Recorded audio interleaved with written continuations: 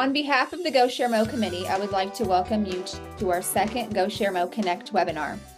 Before I introduce our Spotlight School, if you've never heard of GoShareMO before, we are a group of schools across the state who came together several years ago to ask the question, how are you transforming learning?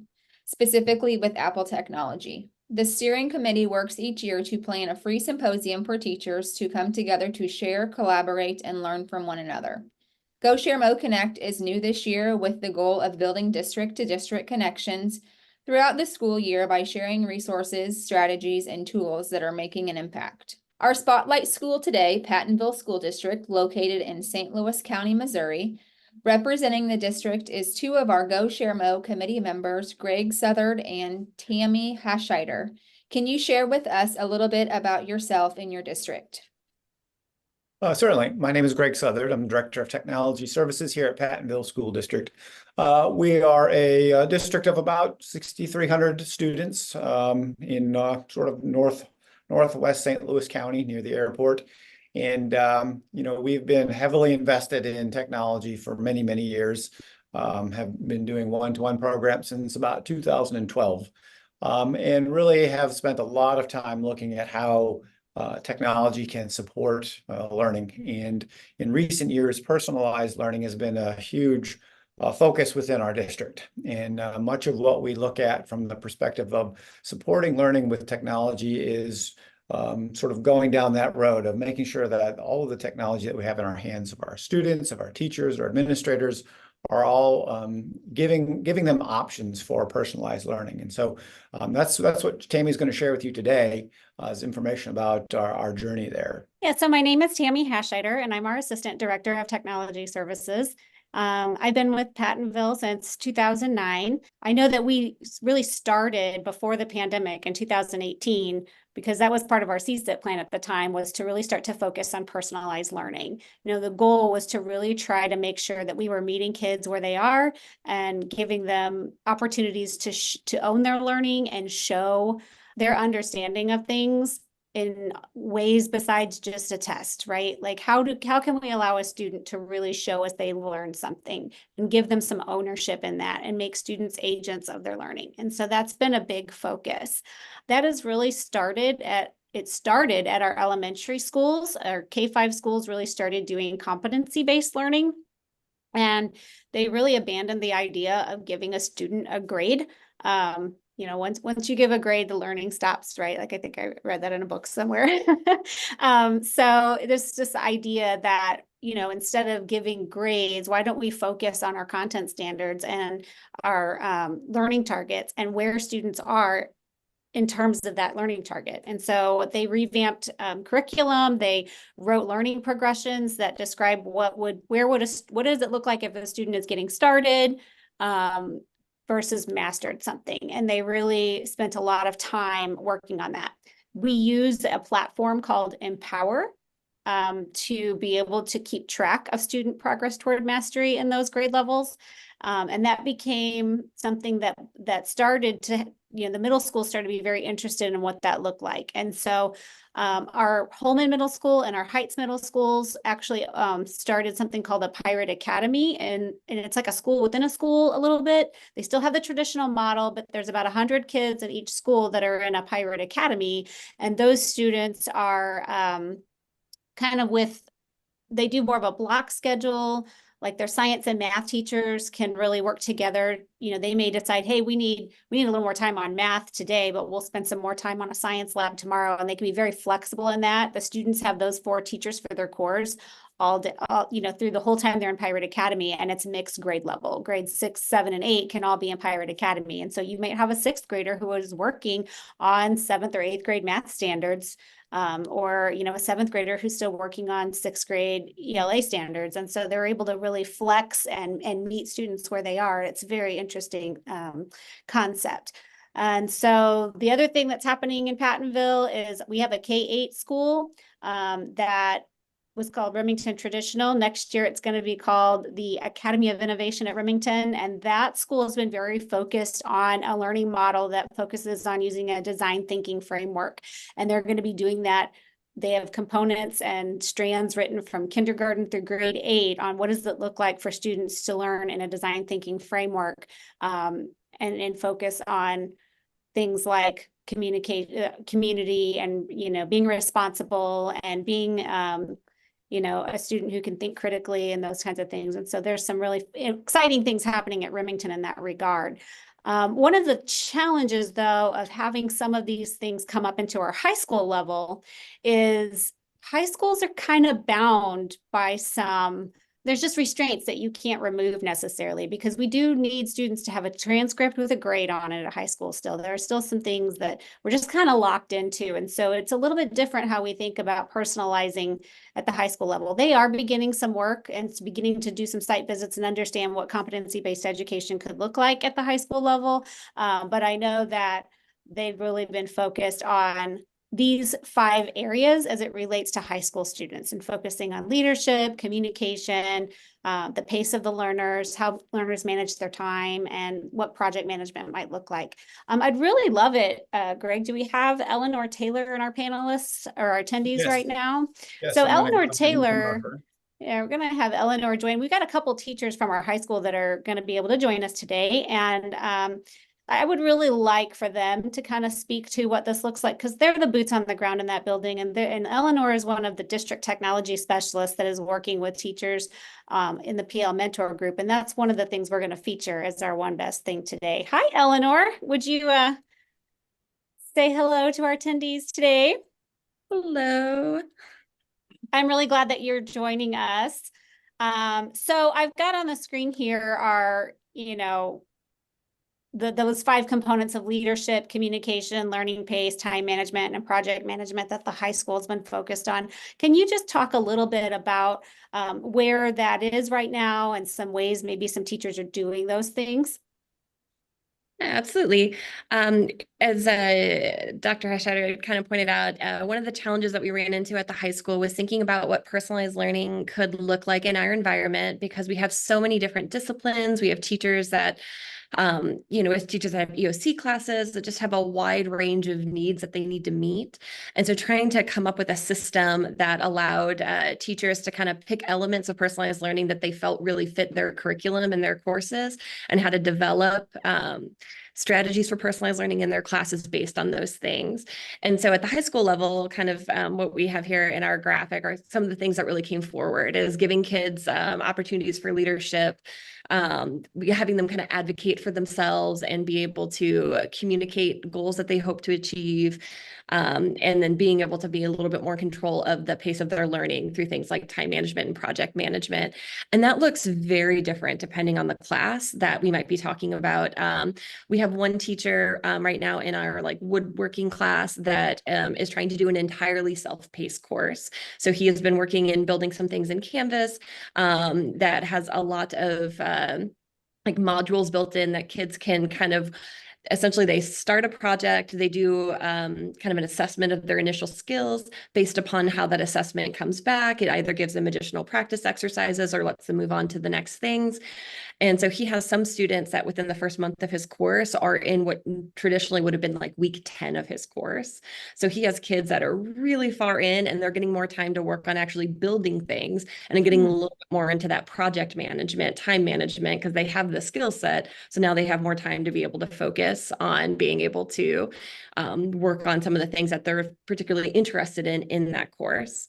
Now, of course, that's kind of unique because we're talking about woodworking, but it looks widely different in different classes. And I think I noticed on our panelists, I see we have one of our PL mentors that's up here too, Margaret Hall. Hi, Margaret.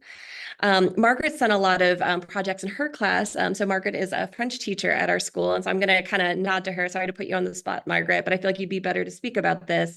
But she's also done a lot with self-pacing and students doing independent projects based on interest. So Margaret, would you mind speaking a little bit about how you brought personalized learning into your course and made it fit in the environment of French? Yeah, absolutely. So I actually kind of started this around the time that Tammy was saying, right, that 2019, and I jumped right on board with the idea of kids having a lot of choice, because I have a lot of flexibility. I'm not an EOC course, so I get to play around with what our students are able to do all the time. And I feel like I have a lot of freedom with that. So I want to like capitalize upon that. So I started creating a lot more personalized projects. And I've gotten to the point, and I have to scaffold it a lot, meaning I have to kind of ease them into having something where I just say, hey, go study this and come back and tell me what you learned. But we started in level 1, and I teach levels 1 through 3 in French. And by their second and third level in that subject, they are able to understand that I'm going to give them a general topic, and I want them to come back and show me how that kind of connects to French in general. So one of the big projects that we do is in French 2, and they actually create an entire unit for themselves. So at this point, they've been studying for French for 2 or 3 years. And I tell them, whatever it might be interesting to you, I want you to kind of dive into it for the next 3 weeks. And then at the end of the 3 weeks, they have to present some kind of lesson with some sort of interactive experience for us to the whole class. And I've gotten projects that are wildly different. One of my favorite projects was about a young woman, and she loves video games. So she learned how to do different call outs in French and was playing French video games and taught us how to like navigate through there. And then we simulated a part of a video game as a class. That was her interactive experience. And we had to know which French call out to use at different points of the video game. I don't know anything about video games, but I thought it was really fun. And she clearly, like, it was something that she was passionate about. And so now she can actually use that, and she can like play video games in French because she took the time to learn it. And she taught a lot of our students that same thing. I've had students who are interested in fashion, and they've discovered batik, which is the West African cloth that is used, and they dove into the history behind that, and it has quite an interesting past. And then their interactive experience was that we all made paper dowels, and they made little outfits for the paper dowels out of batik fabric. So there's quite a range. We've learned dance moves and the history of ballet. We've learned about different cooking techniques, anything that the kids have been interested in. And it's a completely self-paced unit. So I have students, it's 3 weeks long, but I have students who go quickly and are mostly ready to present and are just asking me questions about how to, give a good lesson, which is another skill that they learn, and a lot of presentation skills within the first week. And then I have kids who are rushing at the end. And a lot of times kids struggle with the self-pace, but I reiterate over and over that that is so much the real world. Like, we were all going to come here today and talk about this, whether or not Dr. Hashrider had put this presentation together. She had to self-pace, all the work that she does, and had to have this ready at 10:30 on March 8th, right? So that's like such a like real life skill. And I feel like personalized learning allows kids to like work on those time management skills, work on, what are their strengths, what are their weaknesses, and, even who are they going to work with? Who are they going to work with best? Do they need to work more, solo? Reaching out for help when they need to, keeping a calendar. I also, in all my personalized projects, and that's just one example of them, my students create their own rubrics for the project. And I think that gives them a lot more autonomy because they are choosing what they're getting graded on. They kind of know the drill now, especially my French 3s who are in here right now doing that. But they're like brainstorming, okay, what do you think that we should be getting graded on this? And how many points should go towards, the French that we use versus how creative the project is versus it being on time. And they assign the points to each one of those things. And, I have the last say in it. It's not completely on them, but I think that giving kids, that like sense of control has also really helped them take more like ownership of their project. So it's not just like sending them out and being like, yeah, go do this thing for a couple weeks. They know exactly what they're supposed to be working on because they chose that. That was, what they wanted to do. So yeah, I feel like I have totally like switched the way that like I approach projects. I approach even my day-to-day learning. If you walk into my class, even if we're learning brand new content, sometimes you're going to see kids who are learning the content via video on their computer because they want some quiet space. I like created my room. So like my entry hallway is all a quiet like space for kids to work. I kick them all out right now because I'm in here, but they're all able to like sit in different spots and work one-on-one. Maybe they're having a rough day, or maybe they just need some time to focus. And then you're going to see kids that are huddled around me doing like a one-on-one lesson. So, it doesn't have to be just big projects. It's like anything in my classroom, I've kind of adjusted it to meet whatever needs we have. And I do think that kids really enjoy it. And they ask about different things that they can try and learn all the time. And I think it's a little scary as a teacher to like walk into the unknown a lot and like give them that, freedom. But at the same time, I feel like I always am really, really grateful that I am brave enough to do it, because really cool things come back. Wow, Margaret, thank you so much for sharing that experience. That's really interesting. I love how your students are even creating their own rubrics and having a say in what assessment looks like, and how they, can determine whether or not they have learned what it is they set out to learn. So that's really cool. I'd love to see a couple of those rubrics actually. Send those my way. So one thing I do want to also kind of talk about is at the high school. So obviously these are the 5 components that some of the high school teachers are really focused on. Another thing the high school is doing are extended learning opportunities for students as well, where if we don't necessarily offer a course in a certain area, but a student wants to learn about it, they can go to their principal and say, I really would love to explore this in another way. Can I do an extended learning opportunity? And they can work with that principal to figure out what that's going to look like for that semester, how they're going to show what they know, what they've learned, what they're going to be assessed on. And the student really designs almost a course that they take. And it's a really interesting experience. Just so you know, if you are watching right now, we've got a bit.ly link here on the screen and a QR code. If you scan that, you're going to get a document that provides some resources that describe some of these things. And I did put a link to our Pattonville's extended learning opportunity website on that as well, just to learn a little bit more about that. The next thing that I feel like the high school really moved toward was this idea of a personalized learning mentor program. And that is something, so Margaret, who you just heard from, is a PL mentor, and Eleanor, our district technology specialist over at the high school, she's one of 2. Her partner is Andy Wall. They've been really working with the PL mentors, as well as an Apple professional learning specialist, to flush out what this mentor program looks like. So that's kind of the next thing I'd really love to hear from both Eleanor and Margaret, is kind of how you got started with the PL mentor program and how that has led now. I feel like you're in the semester now where you're actually mentoring some teachers. So I'd really love to hear a little bit about that. In terms of starting the program, so we've been on this journey of trying to integrate personalized learning at the high school level for a few years now.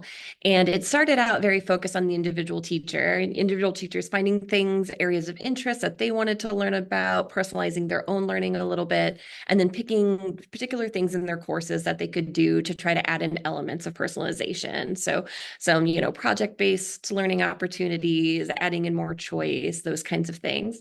And we had done a lot of whole staff PD on how to do personalized learning. But in that process, especially when you're dealing with a high school and so many teachers and so many disciplines, and with how different personalized learning can look in some of those environments, we found that we had some teachers that really had kind of found their place with personalized learning and were really running with it.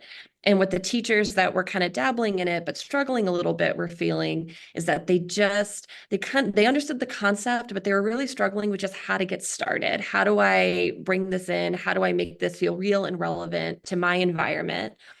And we had been doing different programs where we had a badging program where teachers could submit personalized units that they've done, and they'd get recognized, and like a little incentive to encourage them to keep trying personalized units. But in terms of trying to build a more robust culture shift, we realized that we really needed to create more opportunities for our teachers to be able to work with each other and work together and collaborate in this process of personalization. And that's kind of what brought up the PL Mentor program.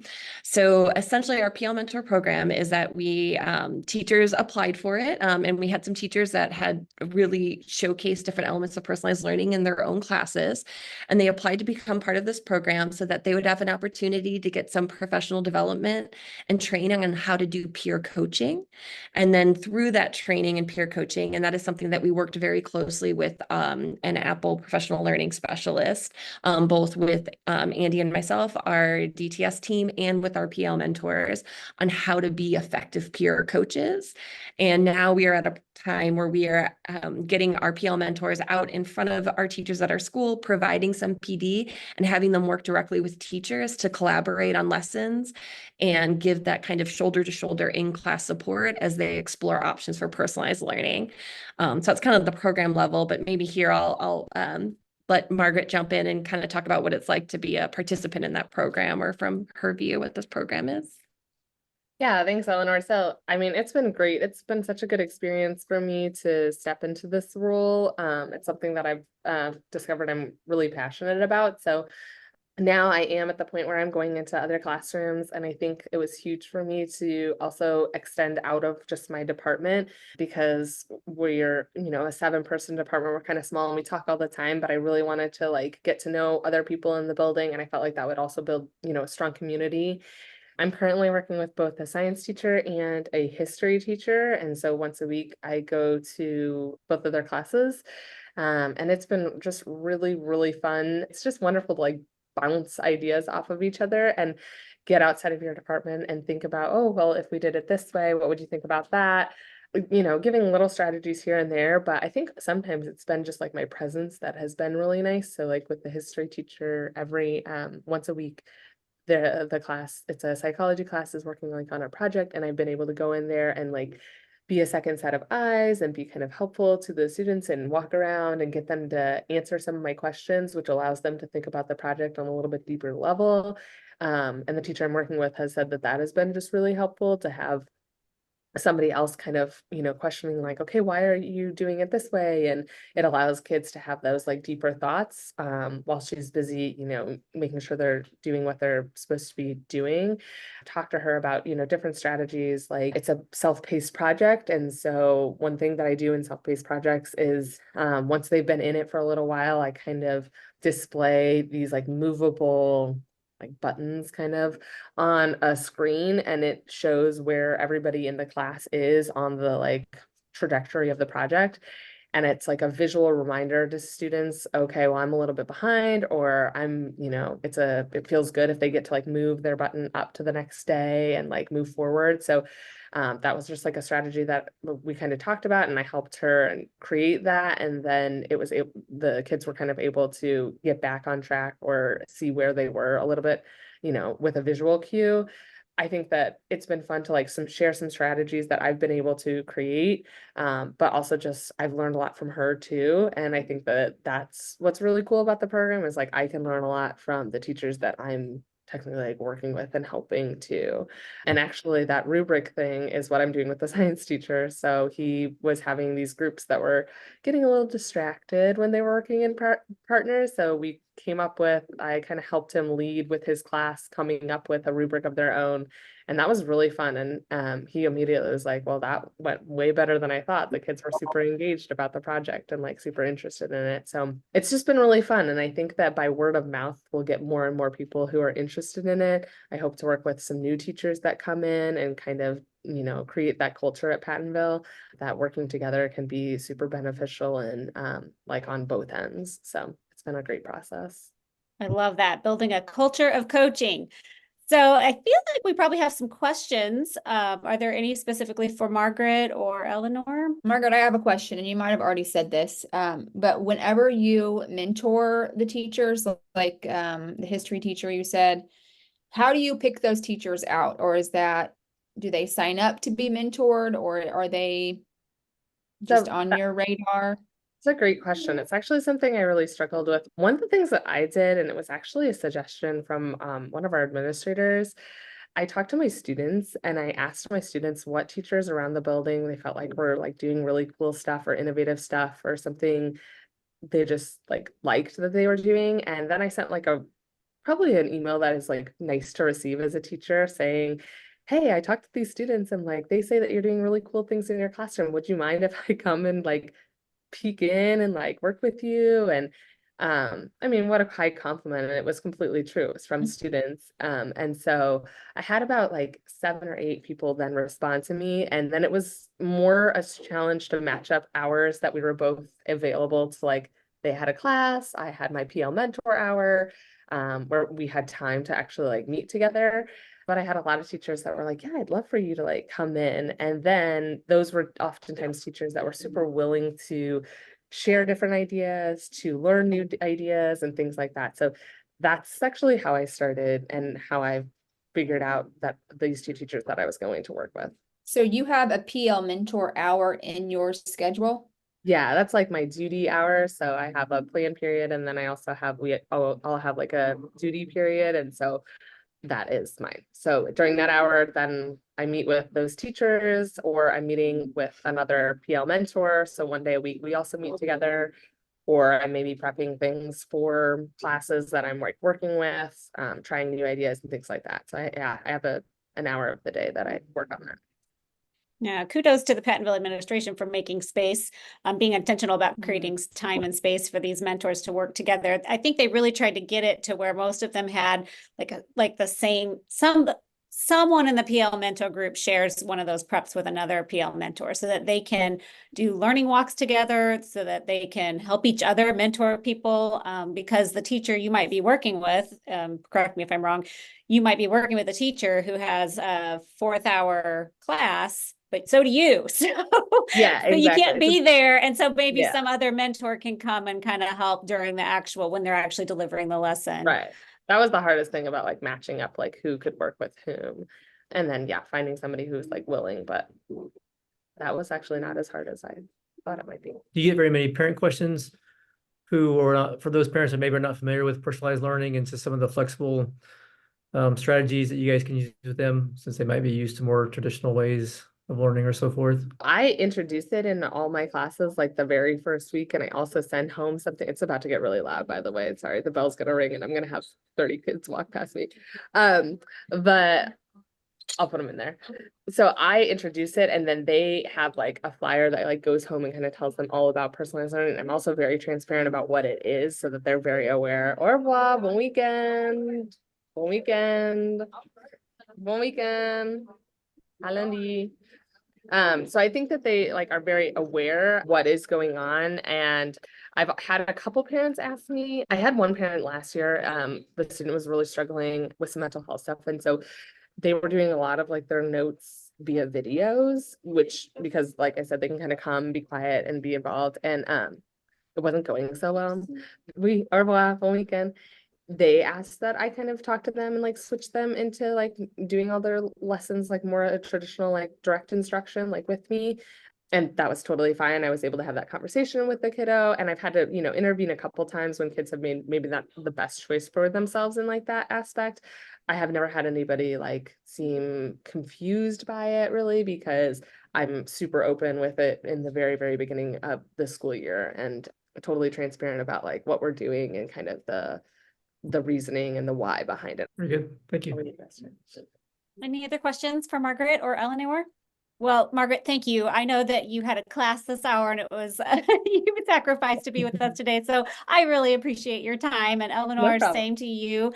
One of the things I do want to encourage, if you haven't already, is to go ahead and scan that code or go to that bit.ly link just to get to the links. If you're curious about personalized learning in Pattonville, we have some resources that our Pirate Academies have developed that showcase kind of what's happening there. Some of those websites have videos on them. I would also encourage you to head over to the Apple Education community. This is where you can go to the forum. And if you search in the forum for personalized learning, there are not a lot of resources here yet, but there are people asking questions about it. So if I search for personalized learning on the forum, you do have some folks reaching out and saying, hey, what activities or resources have you incorporated in? So These are opportunities for us all to have conversations about this and share the things that our schools are doing. So that's the next thing kind of on my to-do list here, is to get some of the things that I know we've got just kind of packaged up and shared here in the forum for others to be able to capitalize on. Well, we do have our next GoShareMO Connect is happening in April. So please go on our GoShareMO.org website and make sure that you register for that. We're going to have Knox County talking about how they do new teacher onboarding and support. And Becky, that'll be you and Alex kind of sharing that. And I got a little glimpse of that when we were planning one time, and you've got some really great stuff. So if you're interested in new teacher onboarding and support, please join us for that webinar so you can ask live questions and be able to get those resources. And then we also have our symposium. Trey, do you want to kind of talk about where we're at with our symposium? Sure, definitely like to invite everybody to our next symposium in Liberty. We'll be at Liberty North High School on Thursday, June 20th. And so we'd definitely like to see everybody there. It'll be a one-day conference. We'll have some sessions there in the morning. We'll have lunch and then some sessions in the afternoon. So hopefully that'll give you guys some time to make some new connections, learn some new things, and just would invite you all out there and hope to see everybody there. Yeah, we're still looking for people to facilitate sessions. So if you're interested in doing that, head over to GoShareMO.org and go ahead and offer up a session, or find your BFF at work and say, hey, come on, let's go do this together. It's really is a good opportunity for people to share and network with other educators.